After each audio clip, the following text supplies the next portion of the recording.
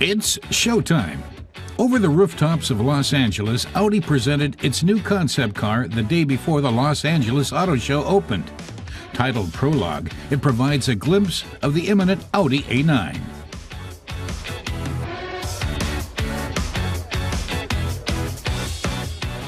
The Los Angeles Auto Show is the year's last major automotive trade fair, and the last chance to see what will be new next year. California is big on environmental protection, and Audi is adapted to that habitat.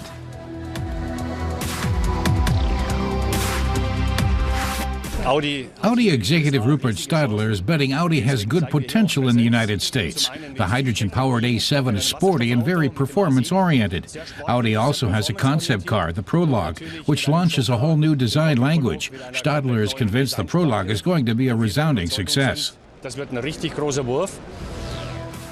How sporty is the Audi A7 h-tron? It gets 180 kilometers an hour and accelerates to 100 in 7.8 seconds. That may not compete well with the sportiest gasoline-powered vehicles, but it's top-notch for cars in the fuel cell segment.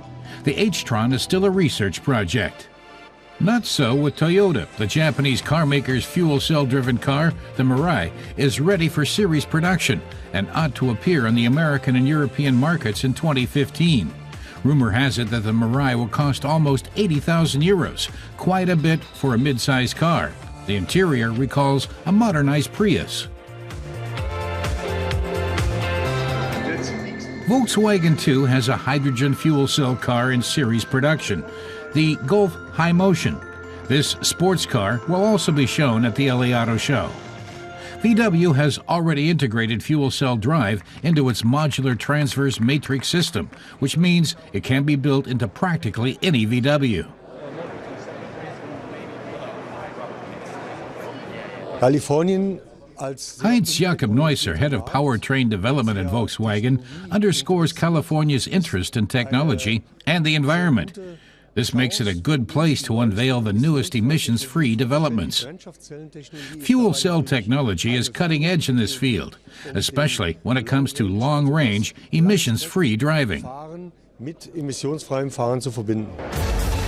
The VW GTI Roadster Vision Gran Turismo concept is one of the most environmentally friendly cars ever built. Its engine uses no fuel cells, but still packs 368 kilowatts of power. But it isn't mass-produced. It was developed especially for the computer racing game Gran Turismo 6, but it will have GTI fans salivating nonetheless. Ladies and gentlemen, the new Porsche 911 Carrera GTS. As one of Germany's flagship brands, Porsche wouldn't miss the auto show in LA. It's here presenting the new Porsche 911 Carrera GTS. This 911 boasts 316 kilowatts of power for its 3.8-liter powerhouse.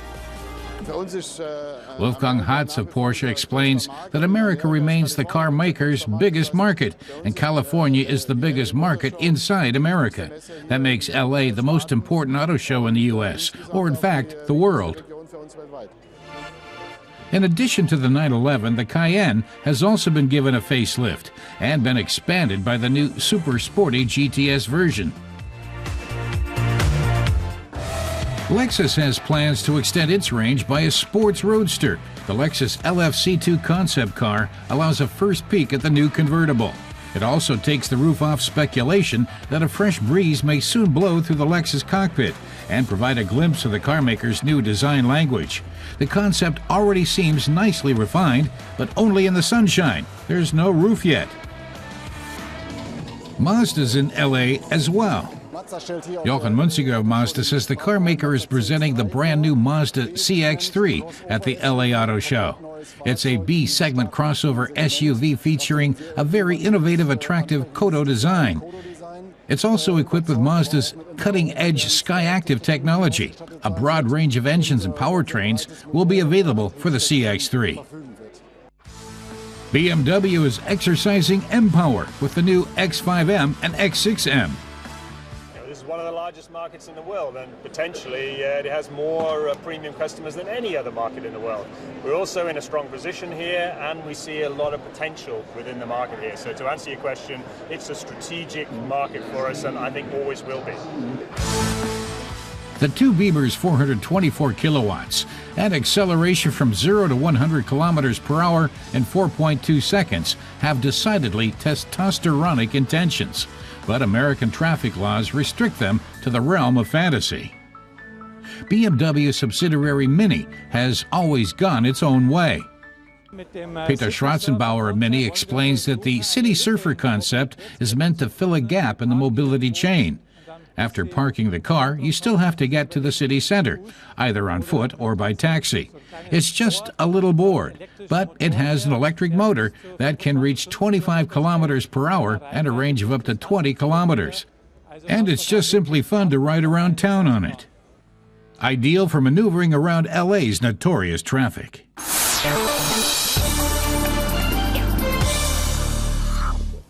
Our car tester Reinhold Deisenhofer says buyers have many options when it comes to compact cars. Some manufacturers cut down on the trimmings to keep their vehicles cheaper. Others are sporty, stylish, or individual, with many color combinations. Skoda tries to combine all of these to stand out from the crowd, and it's adding assistance systems as well. We'll try to find out whether this concept really makes sense. Alongside the larger Octavia, the Fabia is Skoda's bread and butter model. The compact Czech has been on the market for 14 years, and over 3.5 million have been sold worldwide. German buyers account for almost a fifth of that, so the market here is very important for Skoda. And now the third generation has arrived.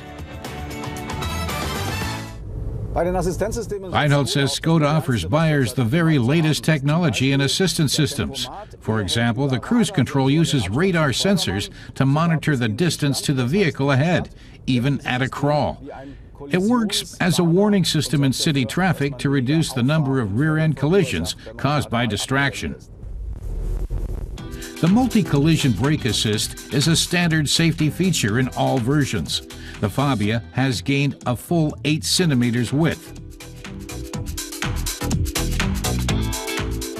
Clear headlights and well-defined edges on the hood. The sides and rear of the Fabia give the exterior a sportier look.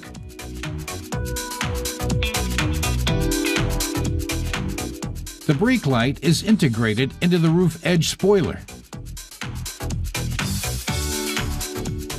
A black surround is meant to make the rear lights stand out, but it seems a bit stale. In contrast, the Fabia is trying to be up-to-date with multimedia. Reinhold says the vehicle's connectivity means that what's on your smartphone shows up in its mirror link system. So the display always shows the things he's used to. But it doesn't always work perfectly. When you're navigating, the radio can't be used. And likewise, if you listen to the radio, you can't hear the voice of the navigation system. Despite all the new technology and equipment, the new Fabia is as much as 65 kilograms lighter and up to 17% more economical with fuel. We tested the most powerful gasoline engine, the 1.2-liter TSI, with 81 kilowatts of power and DSG dual-clutch transmission. Skoda says the Fabia is content with 4.7 liters of fuel for every 100 kilometers. Reinhold notes that the seats are more contoured than those of the previous Fabia. Skoda touts its 17 simply clever solutions, and they really do make everyday life easier with all sorts of little shelves and touches not found in other vehicles. The interior is clear and straightforward.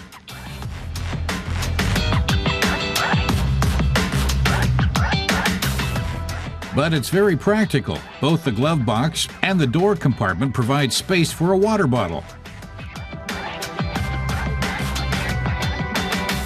An optional glass roof brings a lot of light into the interior.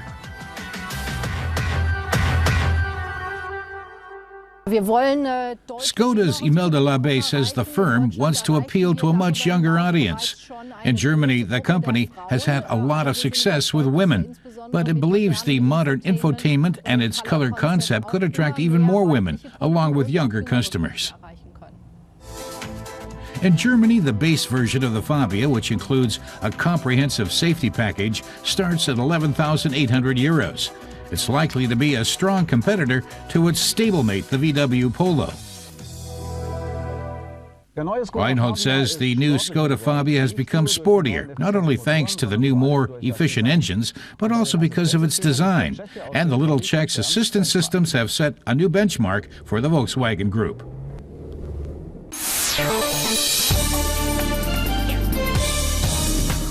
Fiat hopes to break into the compact crossover segment with its 500X, banking on its elegant, distinctively Italian design and lots of electronic gadgets, as it already did with the little 500 and bigger 500L. A range of 4 engines are available for the 500X. Prices in Germany start at just under 17,000 euros, but can reach 30,000 with all the extras. A new generation of smart cars is coming of age, reviving the 4-door body style, but it still looks quite a lot like its 2-seat brother. The front, in particular, has undergone major changes. The interior is noticeably more spacious and fitted with cutting-edge technology. The base price for the 2-seater smart car is 10,335 euros and nearly 11,000 for the 4 in Germany.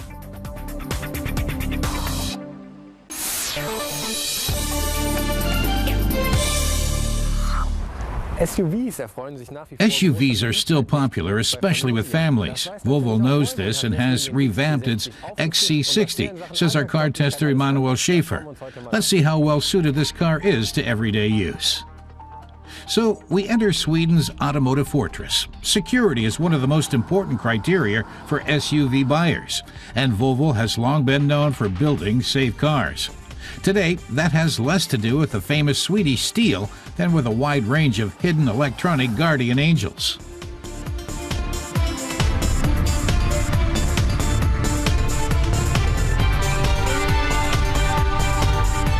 Emanuel lists some of the assists built into the Volvo XC60. First, a blind spot assist. Then there's a lane keeping assist, an adaptive cruise control to maintain a safe distance from the vehicle ahead, and a start-stop system. These assist systems all make driving a little safer and simpler. On the outside, the XC60 is timelessly elegant. Inside the radiator grille is the radar for the collision control system. Silver trim underscores the off-road origins of the XC60. It's a crossover with a dash of coupe, but you still sit comfortably in the interior. The roofline already tipped our car tester off that the car has plenty of headroom. There's also enough space for passengers' knees. Here's something Emanuel likes. With a flick of the wrist, a booster for children folds out of the rear seat. So you don't have to buy, lug around, and secure one separately.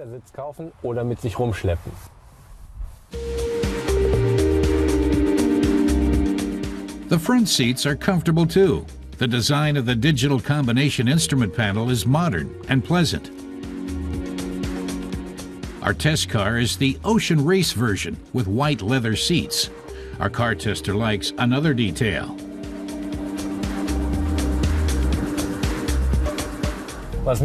He's taken with the design of the rearview mirror. Volvo has gotten rid of that ugly plastic rim you find around almost all other car mirrors. Emanuel is impressed with the elegant look. The suspension is typical for an SUV, a bit soft, absorbing the bumps even on rocky roads. Our test car has a D4 engine and an 8-speed automatic transmission. The additional cost of the second largest diesel version is well spent. It's 33 kilowatts more powerful than the least powerful diesel, and yet it's more fuel efficient, consuming only 4.7 liters per 100 kilometers. The Ocean Race version with some of the comfort packages costs just under 50,000 euros. A chunk of change, but then you get a lot of space for cargo.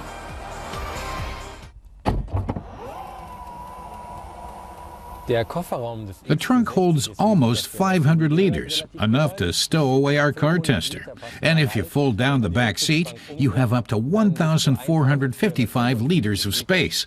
It's handy that the rear seat can be folded down in 3 parts. So if you need more storage space than the trunk, but not too much more, you can still carry a passenger or 2 in the back. Unfortunately, you can't fold down the right rear seat separately from the middle one, but can fold down the left-hand rear seat alone, so there's no obstacle to a shopping spree with company. The Volvo XC60 shows what a crossover SUV should be: practical, safe, elegant, and not too much of a gas guzzler. But if you want one, you need to shell out about 35,000 euros. That's what it costs with no options in Germany.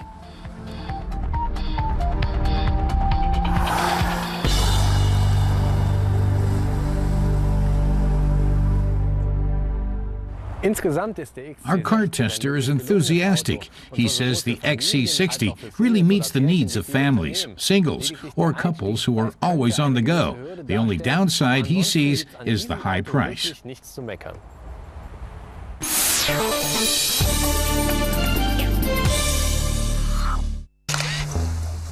Dirk Daimel sets up a photo shoot for his favorite subject, the DeLorean DMC-12. The sports car with the stainless steel body achieved fame in the blockbuster motion picture Back to the Future. It was customized as a time machine, which Michael J. Fox proceeded to drive into the past and the future.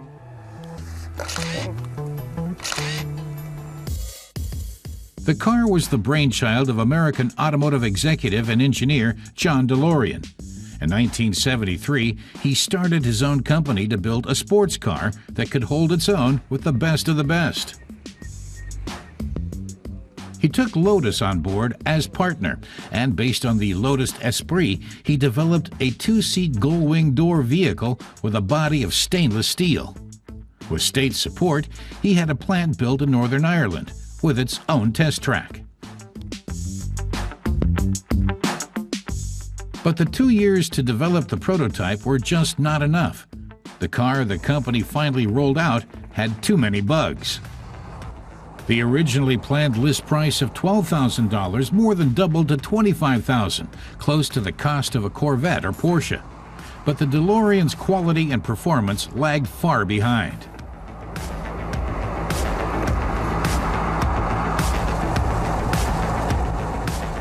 Aside from the muscle car design, there was hardly any reason left to buy a DeLorean. Worse yet, it hit the market at the same time as the 1980s recession and slump in luxury car sales. Interest in the car soon evaporated.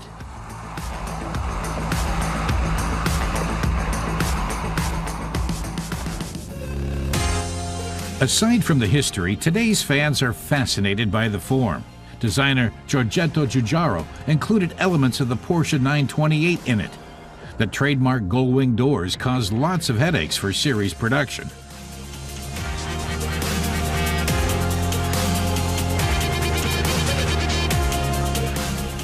The V6 rear-mounted engine was also used by Peugeot, Renault, Volvo, with the newly required catalytic converter swallowing about 15 kilowatts, leaving a disappointing 97. The electrical system by Lucas had a reputation for making trouble. But in this respect, DeLorean owner Dirk Daimel has been lucky so far.